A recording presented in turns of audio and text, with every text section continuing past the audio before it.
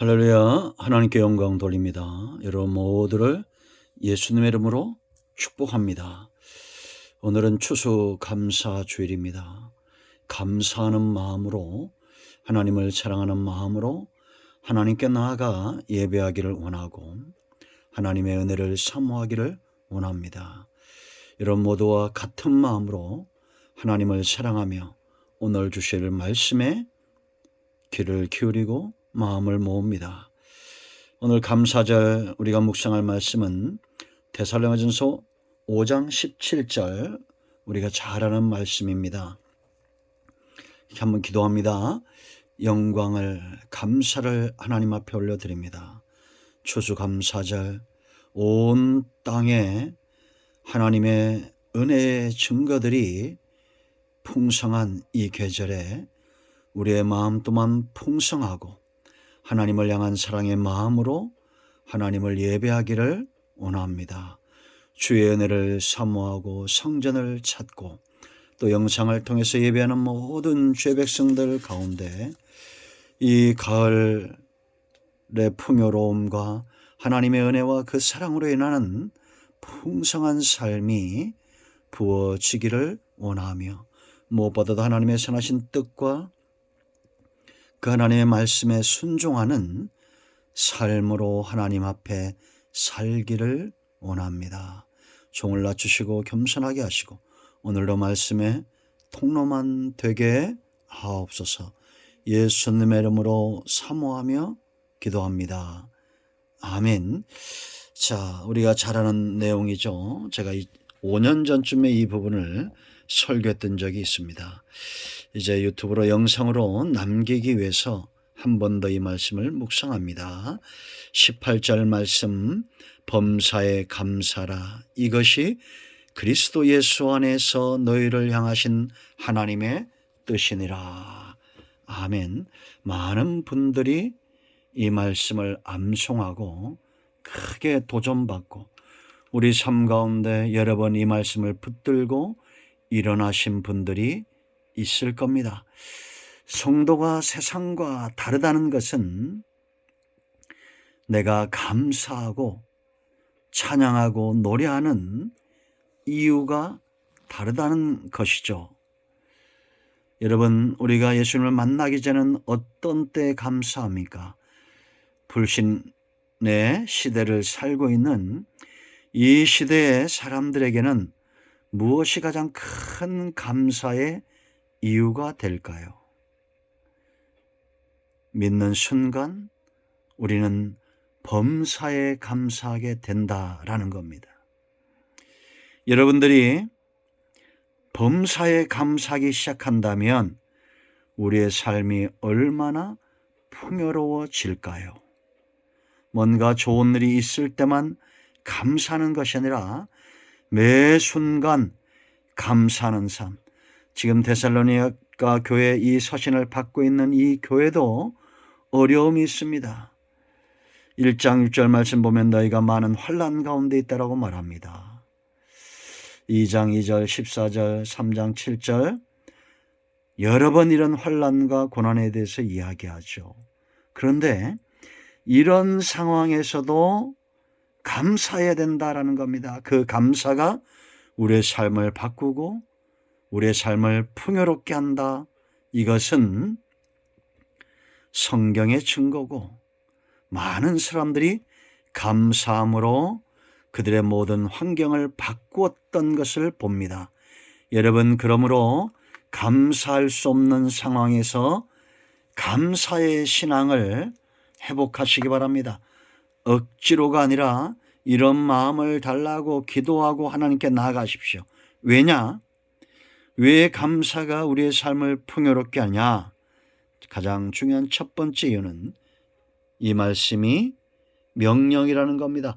범사에 감사라. 이는 너희를 향하신 하나님의 뜻이다라는 겁니다. 우리가 감사하는 삶이 하나님의 뜻이다라는 겁니다. 이 명령에 순종해야 된다는 겁니다. 여러분, 명령엔 반드시 그 대가가 따르게 되어 있습니다. 살인하지 말라, 도둑질하지 말라, 거짓 증거하지 말라, 하나님의 말씀을 지켜라, 주의하라, 주목하라. 이 말씀을 사모하라. 이 말씀을 전하라. 성경에 보면 성도는 하나님의 입에서 나오는 말씀으로 인하여 살 수밖에 없다는 소리가 깨닫게 되죠. 명령이 주어지고 있다는 겁니다. 우리가 감사하지 못하는 상황에서 감사할 때에 그 상황이 바뀐다는 겁니다. 감사하는 상으로 바뀐다는 겁니다. 그러므로 여러분, 성도의 삶의 풍요로움과 그로 인한 감사의 삶은 환경이 아닌 말씀에 순종할 때 변화된다는 겁니다. 여러분, 우리가 말씀을 어기고 그 삶의 풍요와 감사가 있겠어요? 우리 하나님의 계명들, 하나님의 말씀들을 어기면서 그 삶 가운데 무엇을 기대할 수 있겠습니까? 그래서 예수님이 오신 목적은 우리가 순종할 때 말씀을 사모하고 그 은혜 가운데 살기를 원하고 감사하지 못하는 상황에서 감사할 때 예수 그리스도의 이름으로 응답이 주어지고 풍요의 삶으로 나아가게 된다라는 겁니다. 하나님이 무모하신 분이 아니잖아요. 너희가 감사하면 반드시 응답하겠다는 거 아닙니까? 여러분 보세요. 야이로의 회당장 야이로의 딸이 죽었습니다. 슬퍼하고 있는 야이로를 향해서 주님이 하신 말씀이 뭡니까? 두려워 말고 믿기만 하라 라는 겁니다. 주님은 이렇게 당당하게 말할 수 있는 분이다라는 겁니다. 두려움을 희망으로, 절망을 감사로 바꿀 수 있는 유일한 분, 바로 여호와 하나님이다라는 겁니다. 그러므로 여러분 순종하세요. 홍해 앞에 우리가 있다고 생각해 보세요. 그때 원망하고 불평하지 않고 단 한 사람이라도 감사하고 찬송했다면, 마라의 쓴물 앞에서 여리고성 앞에서 그들이 들레지 않고 돌았을 때 그 성이 무너졌잖아요. 오랜 시간 연단받은 결과입니다. 빌립보 감옥에서 우리가 늘 말하죠. 바울과 실라 보세요. 억울하게 감옥 간 겁니다. 죄를 짓고도 감옥 가는 사람들은 억울해하잖아요. 그런데 이들은 죄가 없어요. 그런데도 기도하고 찬송하니 감사했다는 겁니다. 예배했다는 겁니다. 옥문이 열리고 지진이 나는 역사가 있어요.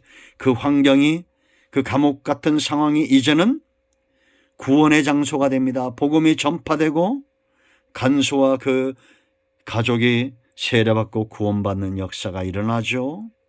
감사하십시오. 여러분, 다윗의 삶을 보세요. 그만큼 어려움을 많이 겪은 사람이 어디 있습니까? 그런데 놀라운 것은 그 모든 어려움의 상황에 다윗은 축복으로 바꿨다는 겁니다. 그러므로 그와 같은 복을 누린 사람이 없는 겁니다. 환경을 보지 않고 하나님을 바라보고 부르짖고 감사했던 거예요. 여러분들이 다윗의 시편을 읽어보세요. 한 부분만 소개하면 시편 9편 1절 말씀 보세요. 내가 전심으로 여호와께 감사하오며 주의 모든 기한 일을 전파리라. 내가 주를 기뻐하고 즐거워하며 지존하신 주의 이름을 찬송하리니 그랬습니다. 이 상황이 어떤 상황입니까? 3절 내 원수들이 물러갈 때 그랬습니다. 원수들이 사방 우겨싸고 당해도 전심으로 고민하고 전심으로 저들을 대적하고 그것이 아니라 전심으로 하나님을 찬양하고 감사했다라는 겁니다. 여러분, 전심으로 인간적 생각에 매이지 마시고 감사하십시오. 명령은 이루어집니다. 그 풍요는 저와 여러분의 것입니다.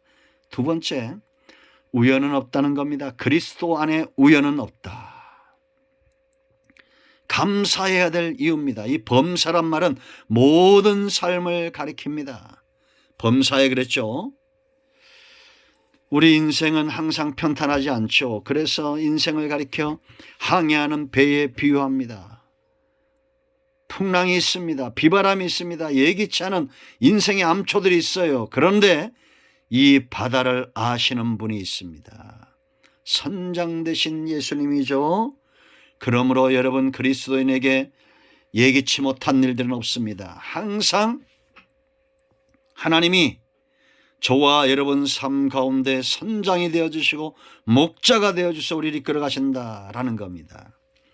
범사에 감사하라, 이것은 이렇게 볼 수 있습니다. 범사에 하나님의 계획이 있다라는 겁니다. 저와 여러분 삶 가운데 하나님의 계획이 있다는 거예요. 우연이 아니라는 겁니다.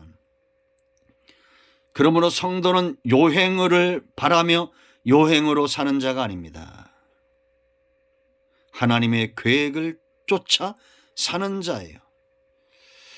삶의 현상을 보는 것이 아니라 하나님의 계획함을 믿고 보는 자입니다. 그래서 감사는 믿는 자의 몫이고 믿는 자에게 주어지는 풍요입니다. 우연으로 보고 이걸 어떤 절망과 좌절로 보면 안 됩니다. 어떤 상황에서도 하나님의 계획함이 있다. 여러분, 우리가 하루를 살면서 또 1년 계획을 세죠. 올해도 벌써 다 갔습니다. 계획한 대로 이루어지고 있습니까? 우리가 기대할 거 아닙니까? 하루를 살면서 오늘은 한번 망해보자, 이런 분들 없을 겁니다. 하나님이 저와 여러분의 삶 가운데 어떤 계획을 갖고 계실까요? 중요한 것은 반드시 감사하게 하리라는 겁니다. 범사에 감사라는 것은 범사에 하나님의 계획이 있고 범사에 하나님이 저와 여러분을 통해서 감사의 제물을 받으시길 원하신다. 이루어질까요? 안 이루어질까요? 이루어지게 되어 있습니다. 반드시 이루어집니다. 왜냐? 하나님은 지혜롭고 하나님은 힘이 있기 때문입니다. 양을 이끌고 푸른 초장과 실문한 물가를 반드시 찾아내실 겁니다. 그러므로 우리는 감사해야 됩니다. 사망의 음침한 골짜기 보지 마시고 원수 보지 마시고 하나님의 목적지 계획하심 선하심과 인자하심을 바라보는 저와 여러분이 되어야 될 줄로 믿습니다. 아무리 환경을 바라봐도 기적이 일어날 것 같지 않아요. 그럴 때 눈을 들어 산을 보십시오. 우리의 도움은 천지를 지신 여호와께 있습니다. 그러므로 여러분, 감사하십시오. 내가 감사할 때 감사의 기적이 일어난다. 이런 간증들은 너무나 많습니다. 똑같이 시간이 흘러가는데 왜 원망과 불평으로 시간을 보냅니까?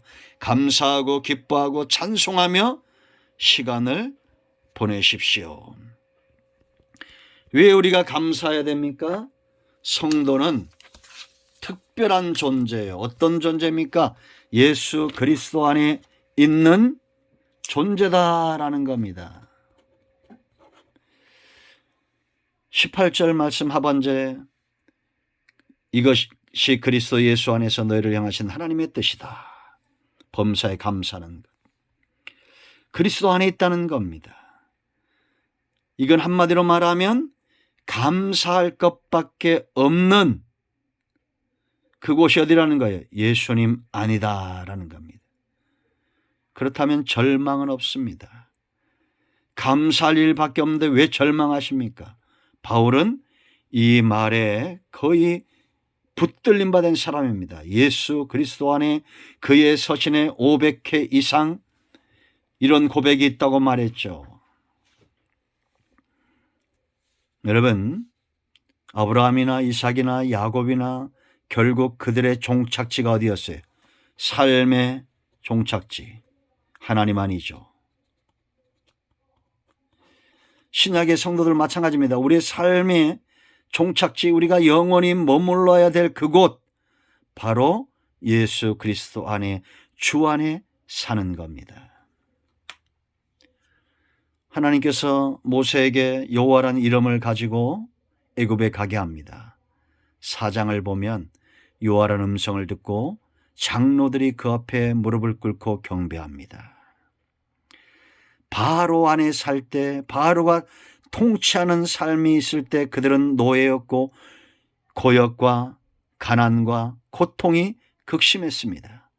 그들을 이끌어내는 겁니다. 예수 그리스도 안으로, 하나님 안으로 풍요가 넘치는 하늘을 열고 40년간 만나를 내리고 그들의 삶이 발에 부럽뜨리지 않고 옷이 헤어지지 않고 그런데 늘 원망하고 불평하죠. 이것이 인간의 악한 본성입니다. 처음에는 한 달에 100만 원만 있어도 만족하던 삶이 이제는 1000만 원이 있어도 채워지지 않는 겁니다. 악한 본성, 세상 풍조를 따라 살지 마시고 예수님 안으로 이사 오세요. 20평에 살던 사람이 50평짜리로 이사 가면 행복할 것 같아요? 절대 행복하지 않습니다. 빈 살만 중동의 갑부가 우리나라에 왔죠. 재산이 2700조랍니다. 그 사람 행복할까요? 2700조 아니라 2경 만조를 갖고 있다 할지라도 2만조를 갖고 있다 할지라도 예수님 안에 살지 않으면 불안한 겁니다. 형제들을 숙청하고 거자를 지키려고 형제들을 숙청하고 그랬죠. 참 불행한 인생입니다. 여러분 어디에 살고 계십니까? 왜 우리 삶 가운데 감사가 나오지 않을까요? 범사에 무엇이 많습니까? 원망과 불평이 많습니까? 감사가 많습니까? 예수님 안에 살고 있지 않다면 그곳은 비가 오고 풍랑이 일고 바람이 불면 무너지는 곳입니다. 제자들이 갈릴리 바다를 건너가다가 강풍을 만나죠. 절망합니다. 죽게 되었습니다. 소리칩니다. 그때 주님은 뭐하고 있었습니까? 깊이 잠들어 있었습니다. 이 깊은 잠을 풍랑도 비바람도 그 어떤 것도 깨울 수가 없었습니다. 그런 주님에게 제자들이 와서 주님을 깨웁니다. 주님 가까이서 있으면 잠들면 되잖아요. 주님과 함께. 세상은 아직 그런 겁니다. 우리가 하나님 나라 가기까지 풍랑도 있고 비바람도 있고 여러 가지 환경을 통한 많은 문제들이 있을 겁니다. 그럴 때 잠든 하나님과 함께 한다면, 주님과 함께 한다면 그 곁에 잠자는 자, 하나님은 사랑하는 자에게 잠을 주시죠. 평안을 주신다는 겁니다. 주님 안에 살지 않는 자는 풍랑 속에 있는 자와 마찬가지입니다. 환경도 사람도 천지도 부와 명예도 우리를 평안하게 지켜주지 못합니다. 반드시 변하고 흔들리게 되어 있습니다. 예수님 안에 거하십시오. 빨리 이 안으로 오십시오. 여기에 풍요와 기적이 있습니다. 우리가 특별한 존재인 것은 예수 그리스도 안에 있기 때문입니다. 예수님이 하나님께서 예수님 안에 있는 우리를 보시는 거예요. 존귀하게 여기는 겁니다. 여러분 감사의 계절입니다. 얼마나 감사하고 있습니까? 이제 매 순간 범사 깨어있는 동안에 잠들었을 때 나는 감사하겠다. 이런 목표를 갖고 사십시오. 하나님이 여러분의 중심을 보시고 풍요로운 삶으로 대갚아 주실 것을 믿습니다. 기도합니다. 예수님의 이름을 의지하여 기도합니다. 이 말씀대로 되게 하시고 감사와 찬송과 하나님을 향한 예배를 잃어버리지 않는 삶을 살게 하옵소서. 오늘도 말씀하신 하나님은 찬양합니다. 우리 가운데 마음이 상한 자 병든 자 치유하시고 회복시켜 주시고 이 말씀대로 되게 하옵소서. 예수님의 이름으로 사모하며 축복하며 취하며 기도합니다. 아멘. 이제는 예수 그리스도의 크신 은혜와 하나님 아버지의 큰 사랑과 성령의 위로 교통 충만 치유 회복하심의 역사가 영상을 통해서 성전을 찾아 예배하는 모든 주의 백성들 위해 이제로부터 영원토록 함께 있을지어다. 아멘. 할렐루야. 응답되었습니다. 여러분 모두를 예수님의 이름으로 축복합니다. 아멘.